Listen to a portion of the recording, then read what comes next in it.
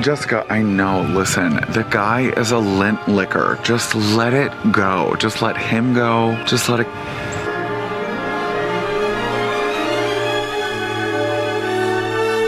Jessica, hang on 1 second.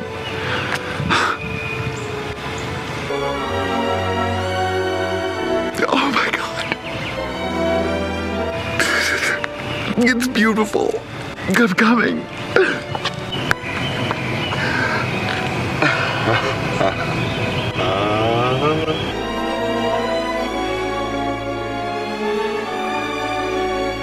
Welcome back to Sparkplug TV. My name is Chris, and I do car reviews for literally everybody, not just car enthusiasts. Please do me a humongous solid and like this video, comment something down below, subscribe to the channel, and hit that bell icon so that you get notified whenever I drop a new video, which is at least twice a week now. Thank you for your continued support. And thank you to the Garage app for sponsoring today's video. If you're a car fanatic like me, then you'll also want to be able to share your passion with other gearheads. That's why I'm super excited to announce today's newest sponsor, the Garage app. You'll not only be able to showcase your own cars and motorcycles in your virtual garage, but you'll also be able to search for specific makes and models and chat with people who have them. Before you go to some event like Cars and Coffee, for example, you can also search up the guest list and see who's going to be there. Pretty smart. Think of it like show and tell, but for adults. Link in the description right below, right in the thingy below, down there.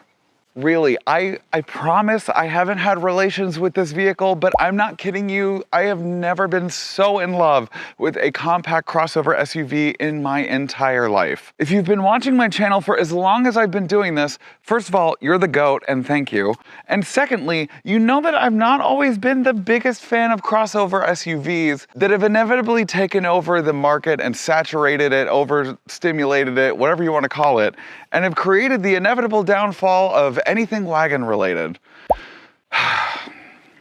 But I mean this is the 2023 Mazda CX-50 Turbo Premium Plus package, and it is here to make the standard compact crossover SUV segment cool again.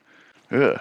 Released for this model year, the CX-50 has positioned itself right next to the CX-5 as its more rugged, playful younger sibling that likes to get down and dirty. I love this thing so much that it's making me feel Shakespearean. Oh CX-50, how do I love thee? Let me count the ways.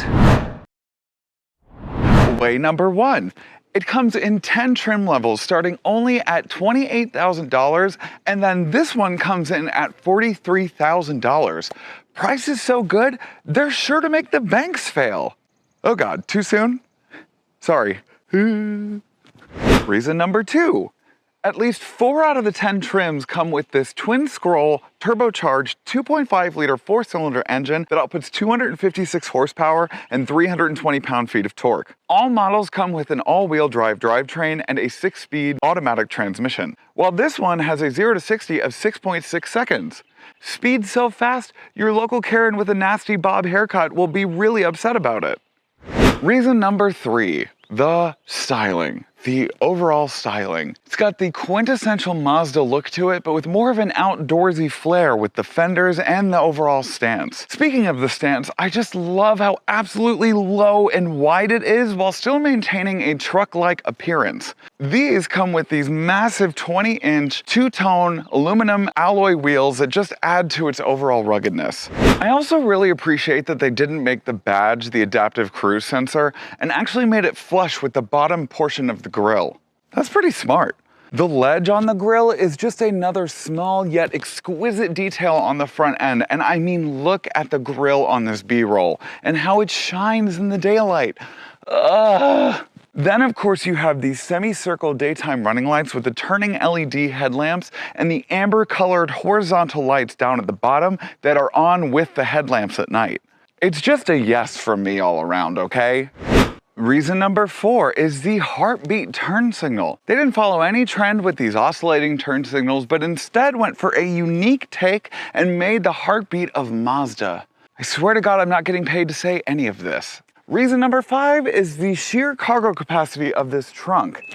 Once you open it up, it's got a 31 cubic foot of storage with the seats up and 56 with the seats down. Funny enough, it's a few less with the seats down, but a few more with the seats up than the CX-5. Who cares? I still love this thing. Let's go inside. Okay, let's talk Mazda CX-50 interior. And I say that jokingly because this is almost identical to the Mazda 3's interior, which isn't a bad thing. It's just a fact. And the only difference between the two of them is the kind of truck-like, I'm using that word a lot, but it's kind of the truck-like appearance that it brings. You know, it's got the literal cross-stitching of the orange color that kind of goes all the way across. It's a bit more upscale. In general, I love the way that this interior looks equal and or comparable to the exterior. I really love the driver focused kind of center console right here with the two fan vents like right at each side of you.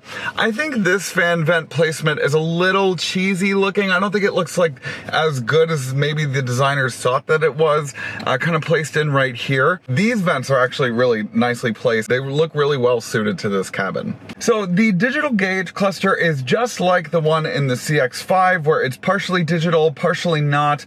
The bezel kind of houses the speedometer. The only difference is that, again, this is laid out like a Mazda 3, but it is similar in terms of system and operating use with the CX-5 in terms of like changing the drive information with the info button, as well as the lane follow, the eye active safety system. It does also have the active driving display that Mazda loves to call it. I find myself using that more so than the actual gauge cluster itself. The only difference between this one and the CX-5 is that the 10.3 inch infotainment system screen is actually pushed back a little bit more. It's giving a little bit more like BMW, a little bit more German when it comes to the infotainment screen. It does have Mazda's newest Mazda Connect interface. The CX-5 didn't have any touchscreen application whatsoever. This doesn't have any touchscreen application when it comes to these menus right here. But if you do connect to the Apple CarPlay or Android Auto, it will actually turn into... What do you want to say to Mom? A touchscreen. In the CX-5, the infotainment screen was so accessible. It was like right at your fingertips, and it was easy, and that should have been a touchscreen. This, I can see how it shouldn't be a touchscreen, especially the way that I sit when I drive. I sit pretty far back, and I can't reach the touchscreen. So you do have this click wheel down here to control it, and I find that to be a bit more convenient than leaning forward and pressing on the screen. I haven't once touched it the whole week that I've had this. The wheel in this one seems to be a lot bigger than the CX-5's wheel. I like this one a little bit more, especially because the buttons are laid out in a much bigger fashion, and I really appreciate that. You know, of course, you do also have like the sport mode and the normal mode and the off-road mode, and it changes into the gear and whatnot. It's got a dual zone automatic climate control system, as well as heated and ventilated front seats, as well as the 10 and 2 heated steering wheel. This package also, this top tier package also comes with the wireless phone charging pad. Now, this is the only package that it comes with. It hasn't really worked well for me this past week. I have the 13 Pro Max, so it's the biggest phone that Apple makes.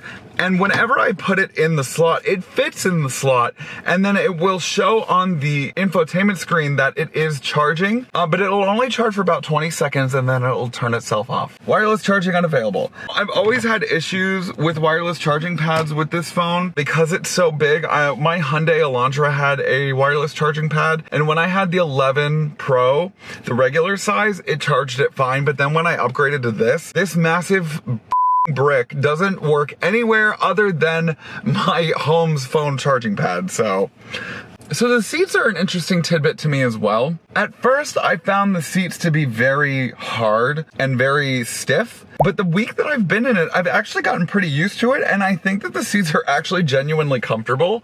I like that they kind of have the same similar off-orange stitching, cross-stitching that it has on it as well. The back seats are heated as well. I'm gonna move my seat up and kind of get into the back, and we'll see how that happens, how that works out.